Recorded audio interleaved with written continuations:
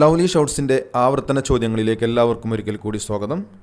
നമ്മൾ ഡിസ്കസ് ചെയ്തുകൊണ്ടിരിക്കുന്നത് 2023 നടന്ന പരീക്ഷകളിലെ പ്രീവിയസ് ക്വസ്റ്റ്യൻസ് ആണ്.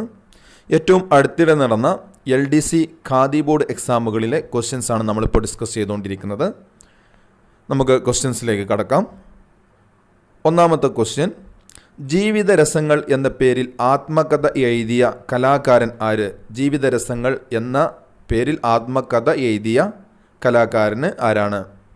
ആൻസർ ചേമഞ്ചേരി കുഞ്ഞിരാമൻ നായർ. ചേമഞ്ചേരി കുഞ്ഞിരാമൻ നായരുടെ ആത്മകഥയാണ് ജീവിതരസങ്ങൾ എന്നറിയപ്പെടുന്ന പുസ്തകം. ജീവിതരസങ്ങൾ, ചേമഞ്ചേരി കുഞ്ഞിരാമൻ നായർ. നെക്സ്റ്റ് ക്വസ്റ്റ്യൻ ആണ്, കേരള സിംഹം എന്ന കൃതിയുടെ കർത്താവ് ആരാണ്? കേരള സിംഹം എന്ന കൃതിയുടെ കർത്താവ് സർദാർ KM പണിക്കരാണ്. സർദാർ KM പണിക്കരുടെ കൃതിയാണ്, പുസ്തകമാണ് കേരള സിംഹം എന്നറിയപ്പെടുന്ന പുസ്തകം. നമുക്കറിയാം, പഴശ്ശിരാജയുമായി ബന്ധപ്പെട്ട പുസ്തകമാണ്. സർദാർ KM പണിക്കർ എഴുതിയ പുസ്തകമാണ് കേരള സിംഹം എന്നറിയപ്പെടുന്ന പുസ്തകം. PN പണിക്കർ വായനാ ദിനവുമായി ബന്ധപ്പെട്ടതാണ്. കേരളത്തിലെ വായനാ ദിനവുമായി ബന്ധപ്പെട്ടതാണ് PM പണിക്കർ. നെക്സ്റ്റ് ക്വസ്റ്റ്യൻ ആണ്, ചന്ദ്രയാൻ 2 ദൗത്യത്തിന് നേതൃത്വം നൽകിയ ഇന്ത്യൻ ബഹിരാകാശ ഗവേഷണ സംഘടനയുടെ ചെയർമാൻ ആരായിരുന്നു? ചന്ദ്രയാൻ 2 ദൗത്യത്തിന് നേതൃത്വം നൽകിയ ഇന്ത്യൻ ബഹിരാകാശ ഗവേഷണ സംഘടനയുടെ ചെയർമാൻ ആരായിരുന്നു? Answer K. Sivan. K. Sivan ആയിരുന്നു ചന്ദ്രയാൻ 2 ദൗത്യത്തിന് നേതൃത്വം നൽകിയ ഇന്ത്യൻ ബഹിരാകാശ ഗവേഷണ സംഘടനയുടെ ചെയർമാൻ. അതായത് ആ സമയത്ത് ചന്ദ്രയാൻ 2ൻ്റെ സമയത്ത് ISROയുടെ ചെയർമാൻ K. ശിവൻ ആയിരുന്നു. എന്നാൽ ചന്ദ്രയാൻ 3, ഈ അടുത്തിടെ വിക്ഷേപിച്ച ചന്ദ്രയാൻ 3യുടെ സമയത്ത് ISROയുടെ ചെയർമാൻ S. സോമനാഥ് ആയിരുന്നു. S. സോമനാഥ്. ഇവിടെ ആൻസർ ചന്ദ്രയാൻ 2 സമയത്ത് ചെയർമാൻ K. ശിവൻ ആയിരുന്നു. K. ശിവൻ. നെക്സ്റ്റ് ക്വസ്റ്റ്യൻ ആണ്, ഇന്ത്യയിൽ സമൂഹശാസ്ത്രം, സോഷ്യോളജി എന്ന പഠനശാഖ ആദ്യമായി ആരംഭിച്ചത് ഏത് സർവകലാശാലയിലാണ്? ഇന്ത്യയിൽ സമൂഹശാസ്ത്രം, അതായത് സോഷ്യോളജി ആദ്യമായി ആരംഭിച്ചത് ഏത് സർവകലാശാലയിലാണ്? ഏത് യൂണിവേഴ്സിറ്റിയിലാണ്? Answer Bombay university. Option C, Bombay യൂണിവേഴ്സിറ്റിയിലാണ് ആദ്യമായിട്ട് ഇന്ത്യയിൽ സോഷ്യോളജി എന്ന പഠന വകുപ്പ് ആദ്യമായിട്ട് തുടങ്ങിയത്. നെക്സ്റ്റ് ക്വസ്റ്റ്യൻ ആണ്, വിവരാവകാശ നിയമത്തിനായി പ്രയത്നിച്ച രാജസ്ഥാനിലെ സംഘടന ഏതാണ്? വിവരാവകാശ നിയമം വരുന്നതിന് പിന്നിൽ പ്രയത്നിച്ച രാജസ്ഥാനിലെ സംഘടന ഏതാണ്? ആൻസർ മസ്തൂർ കിസാൻ ശക്തി സംഘടൻ. മസ്തൂർ കിസാൻ ശക്തി സംഘടൻ എന്ന രാജസ്ഥാനിലെ സംഘടനയാണ് വിവരാവകാശ നിയമം വരുന്നതിനായി പ്രയത്നിച്ചത്. നെക്സ്റ്റ് ക്വസ്റ്റ്യൻ ആണ്, നീതി ആയോഗ് ആദ്യ ഉപാധ്യക്ഷൻ ആര്? നീതി ആയോഗിൻ്റെ ആദ്യത്തെ ഉപാധ്യക്ഷൻ ആരാണ്? നീതി ആയോഗ് നമുക്കറിയാം 2015 വന്നത്. നീതി ആയോഗിൻ്റെ ആദ്യത്തെ ഉപാധ്യക്ഷൻ ആരാണ്? നമുക്കറിയാം അരവിന്ദ് പനഗരിയ. അരവിന്ദ് പനഗരിയയാണ് നീതി ആയോഗിൻ്റെ ആദ്യത്തെ ഉപാധ്യക്ഷൻ. അതിൻ്റെ അധ്യക്ഷൻ നമുക്കറിയാം പ്രധാനമന്ത്രിയാണ്, PM. ഇപ്പോൾ നരേന്ദ്രമോദിയാണ് നീതി ആയോഗിൻ്റെ അധ്യക്ഷൻ. എന്നാൽ ഉപാധ്യക്ഷൻ അരവിന്ദ് പനഗരിയാണ് ആദ്യത്തെ ഉപാധ്യക്ഷൻ. ഇപ്പോഴത്തെ ഉപാധ്യക്ഷനാണ് സുമൻ ബേരി. സുമൻ ബേരിയാണ് ഇപ്പോഴത്തെ ഉപാധ്യക്ഷൻ. ആദ്യത്തെ ഉപാധ്യക്ഷനാണ് അരവിന്ദ് പനഗരിയ. അപ്പോൾ ആദ്യത്തെ ഉപാധ്യക്ഷൻ അരവിന്ദ് പനഗരിയാണ്, ഇപ്പോഴത്തേത് സുമൻ ബേരിയാണ്. സുമൻ ബേരി. അപ്പോൾ ഇവിടെ ആൻസർ അരവിന്ദ് പനഗരിയാണ്, ആദ്യത്തെ ഉപാധ്യക്ഷനാണ്. നെക്സ്റ്റ് ക്വസ്റ്റ്യൻ ആണ്, ഇന്ത്യയിൽ ചരക്കു സേവന നികുതി GST നിലവിൽ വന്നത് എന്നാണ്? ഇന്ത്യയിൽ GST, അതായത് ഗൂഡ്സ് ആൻഡ് സർവീസ് ടാക്സ് ആദ്യമായിട്ട് ഇന്ത്യയിൽ നിലവിൽ വന്നത് എപ്പോഴാണ്? GST നിലവിൽ വന്നത് എപ്പോഴാണ്? Answer July 1, 2017.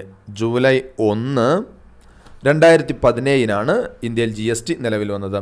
2019 ജ്ഞാനപീഠം അവാർഡ് നേടിയ മലയാള സാഹിത്യകാരനാര്? നെക്സ്റ്റ് ക്വസ്റ്റ്യൻ ആണ്, 2019 ജ്ഞാനപീഠം അവാർഡ് നേടിയ മലയാള സാഹിത്യകാരൻ ആരാണ്? ആൻസർ അക്കിത്തം അച്യുതൻ നമ്പൂതിരി. അക്കിത്തം അച്യുതൻ നമ്പൂതിരിക്കാണ് 2019 ജ്ഞാനപീഠ അവാർഡ് ലഭിച്ചത്. നെക്സ്റ്റ് ക്വസ്റ്റ്യൻ ആണ്, ടോക്കിയോ ഒളിമ്പിക്സിൽ ടോക്കിയോ ഒളിമ്പിക്സിൽ ജാവലിൻ ത്രോ ഇനത്തിൽ സ്വർണം നേടിയ കായിക താരം ആര്? ടോക്കിയോ ഒളിമ്പിക്സിൽ ജാവലിൻ ത്രോ ഇനത്തിൽ സ്വർണം നേടിയ ഇന്ത്യൻ കായിക താരം ആരാണ്? ആൻസർ നീരജ് ചോപ്ര.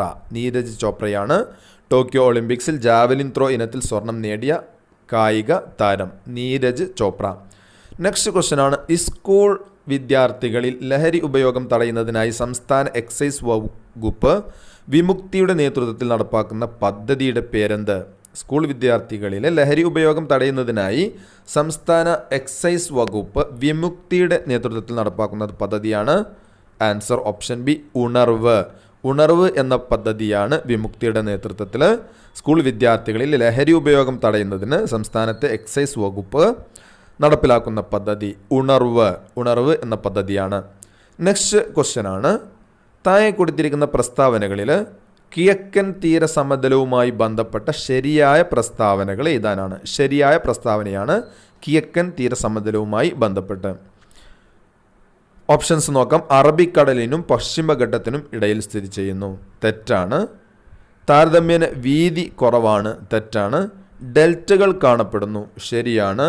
അതേപോലെ തന്നെ സുന്ദര വനപ്രദേശം മുതൽ കന്യാകുമാരി വരെ സ്ഥിതി ചെയ്യുന്നു, ഇത് രണ്ടുമാണ് ആൻസർ. ഡെൽറ്റകൾ കാണപ്പെടുന്നുണ്ട്, സുന്ദര വനപ്രദേശം മുതൽ കന്യാകുമാരി വരെ സ്ഥിതി ചെയ്യുന്നതാണ് കിഴക്കൻ തീരസമതലം. അപ്പോൾ ആൻസർ 3ഉം 4ഉമാണ്. അപ്പോൾ ഓപ്ഷൻ ബി ആണ് ആൻസർ. ഡെൽറ്റകൾ കാണപ്പെടുന്നു, സുന്ദര വനപ്രദേശം മുതൽ കന്യാകുമാരി വരെ സ്ഥിതി ചെയ്യുന്നു. ഓപ്ഷൻ ബി ആണ് ആൻസർ. അപ്പോൾ ശരിയായ പ്രസ്താവനയാണ്, കിഴക്കൻ തീരസമതലവുമായി ബന്ധപ്പെട്ട ശരിയായ പ്രസ്താവനയാണ് 3ഉം 4ഉം. അതായത് ഡെൽറ്റകൾ കാണുന്നു, കന്യാകുമാരി മുതൽ സുന്ദരവന പ്രദേശം വരെ സ്ഥിതി ചെയ്യുന്നു. നെക്സ്റ്റ് ക്വസ്റ്റ്യൻ ആണ്, ഇന്ത്യയിലെ ഏറ്റവും ഉയരം കൂടിയ കൊടുമുടി ഏത്? Answer mount K2. Mount K2 ആണ് ഇന്ത്യയിലെ ഏറ്റവും ഉയരം കൂടിയ കൊടുമുടി. ഉപദ്വീപീയ നദികളിൽ ഏറ്റവും നീളം കൂടിയ നദി ഏത്? ഗോദാവരി. ഉപദ്വീപീയ നദികളിൽ ഏറ്റവും നീളം കൂടിയ നദിയാണ് ഗോദാവരി. ഗോദാവരിയാണ് ഉപദ്വീപീയ നദികളിൽ ഇന്ത്യയിലെ ഏറ്റവും നീളം കൂടിയ നദി. കോട്ടണോപോളിസ് എന്നറിയപ്പെടുന്ന നഗരം ഏത്? നമുക്കറിയാം മുംബൈയാണ് കോട്ടണോപോളിസ് എന്നറിയപ്പെടുന്നത്. കോട്ടണോപോളിസ് എന്നറിയപ്പെടുന്ന നഗരമാണ് മുംബൈ. ഇനി നെക്സ്റ്റ് ക്വസ്റ്റ്യൻ ആണ്, കേരളത്തിൽ കൊല്ലം മുതൽ കോട്ടപ്പുറം വരെ സ്ഥിതി ചെയ്യുന്ന ദേശീയ ജലപാത ഏത്? കേരളത്തിൽ കൊല്ലം മുതൽ കോട്ടപ്പുറം വരെ സ്ഥിതി ചെയ്യുന്ന ദേശീയ ജലപാത ഏതാണ്? ദേശീയ ജലപാത 3 NW3 നാഷണൽ വാട്ടർവേസ് 3 ആണ് കേരളത്തിൽ കൊല്ലം മുതൽ കോട്ടപ്പുറം വരെ സ്ഥിതി ചെയ്യുന്ന ദേശീയ ജലപാത. അപ്പോൾ പ്രിയപ്പെട്ട സുഹൃത്തുക്കളെ, നമുക്കറിയാം ഈ എല്ലാ ക്വസ്റ്റ്യനും വ്യത്യസ്ത എക്സാമുകളിൽ നമുക്ക് ആവർത്തിച്ച ചോദ്യങ്ങളാണ്. ആവർത്തന ചോദ്യങ്ങൾ മാത്രമാണ് ഈ ക്വസ്റ്റ്യൻസ് ഒക്കെ. ഈ LDC ഖാദി ബോർഡ് എക്സാമുകളിൽ പ്രിലിമിനറി എക്സാമിനൊക്കെ വന്ന മുഴുവൻ ക്വസ്റ്റ്യനും എല്ലാ ക്വസ്റ്റ്യൻസും അധിക ക്വസ്റ്റ്യൻസും ആവർത്തന ക്വസ്റ്റ്യൻസ് തന്നെയായിരുന്നു. ഇനി നോക്കാം, നെക്സ്റ്റ് ക്വസ്റ്റ്യൻ ആണ്, താരാപൂർ ആണവോർജ നിലയം സ്ഥിതി ചെയ്യുന്ന സംസ്ഥാനം? താരാപൂർ സ്ഥിതി ചെയ്യുന്നത് മഹാരാഷ്ട്രയിലാണ് താരാപൂർ ആണവോർജ നിലയം സ്ഥിതി ചെയ്യുന്നത്. നെക്സ്റ്റ് ക്വസ്റ്റ്യൻ ആണ്, പാരമ്പര്യ ഊർജ്ജ സ്രോതസ്സിന് ഉദാഹരണം? താഴെ തന്നിരിക്കുന്നവയിൽ പാരമ്പര്യ ഊർജ്ജ സ്രോതസ്സിന് ഉദാഹരണമാണ് കൽക്കരി. ഇവിടെ തന്നിരിക്കുന്നതിൽ കൽക്കരിയാണ് പാരമ്പര്യ ഊർജ്ജ സ്രോതസ്സിന് ഉദാഹരണം. നെക്സ്റ്റ് ക്വസ്റ്റ്യൻ ആണ്, പൊതുമേഖലയിലെ ആദ്യത്തെ ഇരുമ്പുരുക്ക് വ്യവസായശാല ഏത്? പൊതുമേഖലയിലെ ആദ്യത്തെ ഇരുമ്പുരുക്ക് വ്യവസായശാലയാണ് Indian iron and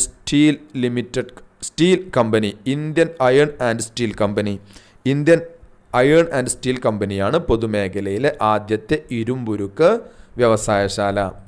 next question ആണ്, ഇന്ത്യയിൽ ആദ്യമായി പെട്രോളിയം ഖനനം ചെയ്ത പ്രദേശം ഏത്? ഇന്ത്യയിൽ ആദ്യമായി പെട്രോളിയം ഖനനം ചെയ്ത പ്രദേശമാണ് ഡിഗ്ബോയിലാണ് ഇന്ത്യയിൽ ആദ്യമായി പെട്രോളിയം ഖനനം ചെയ്ത പ്രദേശം. ഡിഗ്ബോയിലാണ് ഇന്ത്യയിൽ ആദ്യമായി പെട്രോളിയം ഖനനം ചെയ്ത പ്രദേശം. നെക്സ്റ്റ് ക്വസ്റ്റ്യൻ ആണ്, ഇന്ത്യയിൽ ധാതുക്കളുടെ കലവറ എന്നറിയപ്പെടുന്ന ഭൂപ്രകൃതി വിഭാഗം ഏത്? ഇന്ത്യയിൽ ധാതുക്കളുടെ കലവറ എന്നറിയപ്പെടുന്ന ഭൂപ്രകൃതി വിഭാഗമാണ് ഉപദ്വീപീയ പീഠഭൂമിയെയാണ് ഇന്ത്യയിൽ ധാതുക്കളുടെ കലവറ എന്നറിയപ്പെടുന്നത്.